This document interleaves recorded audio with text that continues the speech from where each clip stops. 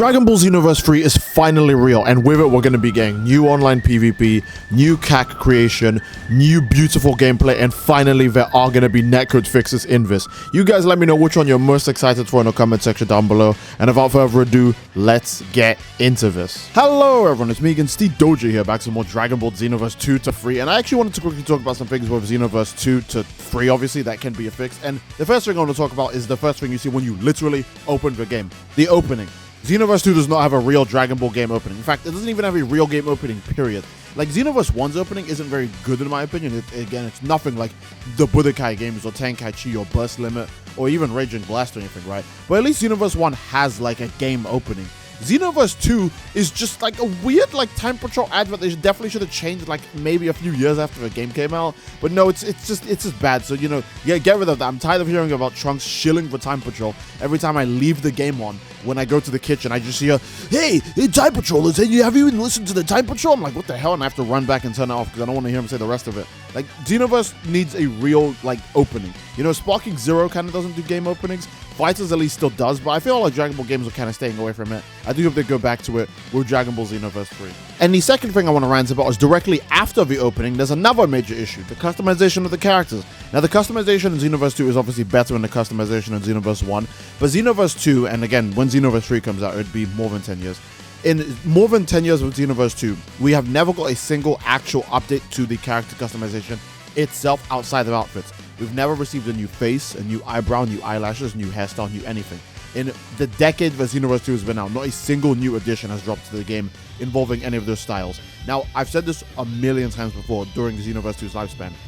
The wigs should not be wigs. They should be customizable hair colors or options. You should be able to win these hairstyles in raids, in expert missions, in wherever the hell you get them from. And then you should be able to equip them on your character at base. And then when you go into like your Super Saiyans and your Super Saiyan Gods and your Blues and Ultra Instincts, that your character now has that hairstyle equipped. I've been saying this forever, wigs should just be hairstyles. And you can actually, that Dragon Ball The Breakers does somewhat believe in this, because Dragon Ball The Breakers has characters obviously adjust their hairstyles as the game goes on, or have new hairstyle options available, or have physics. That's another thing Xenoverse 2 doesn't have. It doesn't even have hair physics, but Dragon Ball The Breakers does have hair physics. Same engine, by the way, same game with style, same engine. Very, very weird. And since we're still on the topic of customization, I'm actually going to include the Super Saiyan forms in this.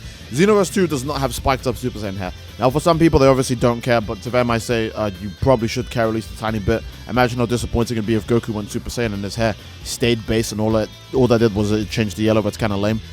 Dragon Ball The Breakers, you know, the game I keep bringing up, that game's going to end, by the way. That game's end of service is like right around the corner. I think that's hilarious. But that game actually has spiked up Super Saiyan hair. And the funny part about Breakers is that it's actually unique. It changes with each hairstyle. Some hairstyles have completely new styles that we've never seen before in Dragon Ball for spiked up Super Saiyan hair. And even for like Super Saiyan 2, some hairstyles have different Super Saiyan 2s, some of them have different Super Saiyan 3s, and even Super Saiyan 4 that's in Dragon Ball The Breakers has variations depending on your character's hair or if they even have hair, which I think is very, very interesting. Again, Xenoverse 3 could learn from this massively. It helps that Xenoverse 2 and Xenoverse and Breakers are the same engine. I do think Xenoverse 3 will definitely be a different engine and a different gameplay style, so they can't just copy Dragon Ball The Breakers, unfortunately. But I think they should at least take a note from Breakers that you can easily create some of the most fire customization in the game by just doing the bare minimum. Again, the whole point of Xenoverse to most people is the custom characters, right?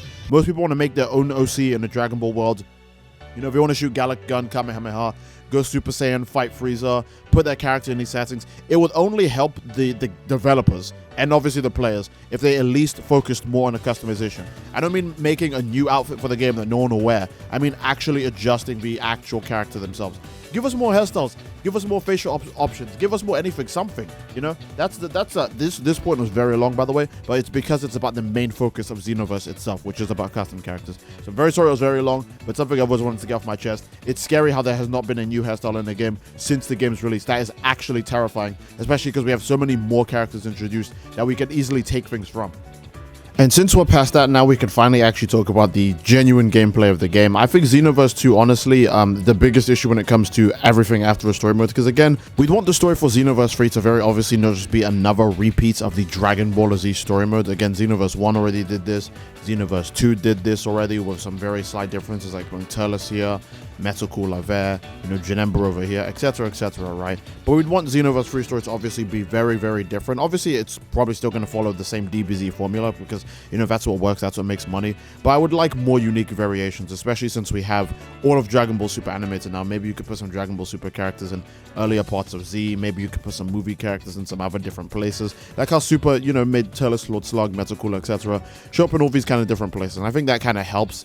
But overall, when it comes to story mode, we have to do something different than just copying Dragon Ball Z again. All the core gameplay has to be just so fun that doing the Z story again, it doesn't bother people too much. A good example is Kakarot. No one minds that Kakarot's obviously just Dragon Ball Z story mode again because the gameplay is very different. So I'd like to see some sort of unique variation or like some twist that makes the story just more generally like just engaging. And obviously, because we're talking about gameplay as well now, the balancing. The balancing for Xenoverse 2 is a mess. And obviously, there's a lot of issues that go into it again, whether it's key cancels or broken supers or XY cancels or race-specific buffs. There's just a lot of really, unfavorable things in Xenoverse. And that's kind of the issue that anime games have a lot in general, because characters have so many different, varying, builds and, physiques and different, kind of super attacks in these anime games. It makes it kind of hard to balance a character, a cast full of, these diverse characters with all these different kind of moves, sizes, fighting styles, etc., right? But with Xenoverse, it's a mess. It's much worse than it should have any right to be. Another thing that kind of plays into this is another thing that they should be fixing is the netcode. A lot of Xenoverse 2's issues actually aren't issues. It's just that the netcode is so bad, it makes these things worse than they should be. But I would still again, there are things that still are broken. A good example is things like Fake Death and Aura Slides are broken even offline. So when it got nerfed, everyone is happy. Lag doesn't make those moves as strong as they are. They were just that broken offline. I have a full video of everything Aura Slide goes through, and it's actually completely disgusting. So, I'll link it in the description down below. But that was Aura Slide before it got nerfed, basically, right? Some things in the game were actually so problematic that it's not the lag that carries them. But lag in Xenoverse 2 is a major contributing factor as to why the game is so unbelievably unfun to play online. In general, there's just a lot of gameplay issues the game has. A good example is raids being boring, expert missions being way too grindy just to get the rewards from them, whether it be TP medals or XP. There's just a lot of issues in general. Obviously, I get that some of these things are padding or, legitimate grinding as to give the game more life. A good example is, again, Monster Hunter. I think everyone can agree Monster Hunter would be significantly far less engaging if you had to kill a monster once and then you could build the entire set and everything that they could create from the singular hunts. You do have to have a sense of, grind completion to make it more rewarding when players actually get these things, rather than just, okay, now that you've done that thing once, you never have to ever do it again, unless if you're bored and just feel like it, right? I understand that games do need to have these things in, but expert missions are unbelievably grindy. When the game was capped at level 99 or level 80, that was fine, but now that the game goes all the way up to level 180, nope, it's disgusting. I think what Xenoverse 3 could do is that if they ever do go past this barrier, because a good example is Xenoverse 3 will definitely go up to level 200 as well, because Xenoverse 2 is about to end at level 200, so Xenoverse 3 is obviously going to do the exact same thing where they go up to 200. If they do, they need to have new missions in place for players who are of a higher level. A good example is if you check raid bosses to this day and expert mission bosses to this day, they're still only level 80 and level 99, even though we're double their level. They just make their stats way more stupid to match us, but if they were higher level enemies, they would give more rewards. They need to make higher level missions, they give more rewards instead of just inflating the stats and saying, okay, that's good enough, and then when you beat the enemy, you gain nothing out of it, because the enemy was level 6, but just had the stats of level 1 million. So you don't get any XP for beating a high level enemy. You gain the XP for beating a level 6 opponent, you know what I mean? And because all of these are basically the social events for the game, a good example is obviously chilling in a multi-lobby, fighting other players, doing expert missions and raids together.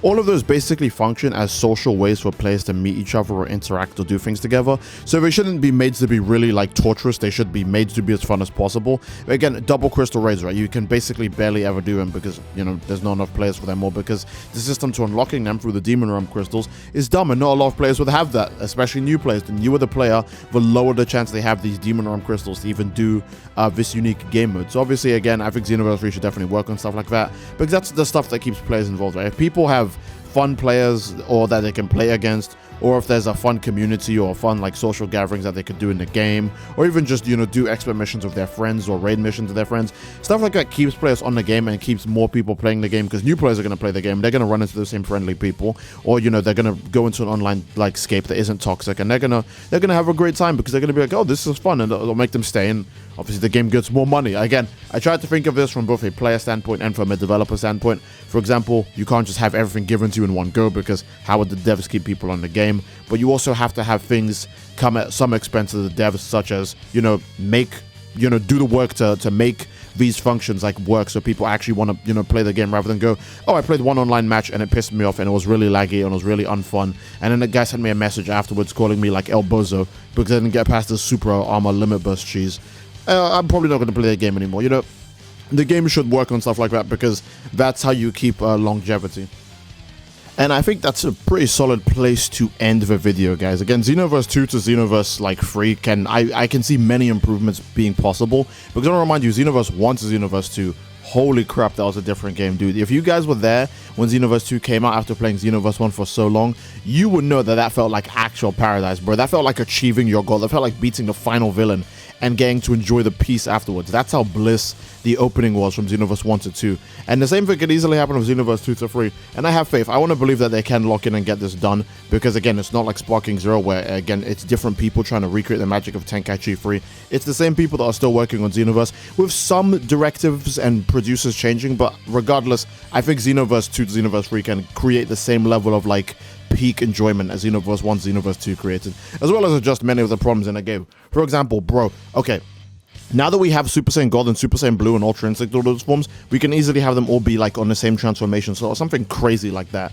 Because Xenoverse 1 to Xenoverse 2 had Super Saiyan 1 and 2 be 2 separate transformations. Bro, what? Doesn't even make sense. And now in Xenoverse 2, we have Super Saiyan 1, 2, and 3 all as the same transformation. You see what I mean? So I don't want to keep you guys here, but I think that's a great place to end it. Xenoverse 3. Either way, man, it's looking pretty peak. So without further ado, I think that is a great place to end the video, guys. I do hope you guys enjoyed. If you did notice, again, please leave a like in the video. Don't forget to subscribe, it greatly supports the channel, and leave a comment down below as to what you'd like to see next, fellas. I do love you all. I hope you enjoyed, and I'll see you all next time. Take care and peace.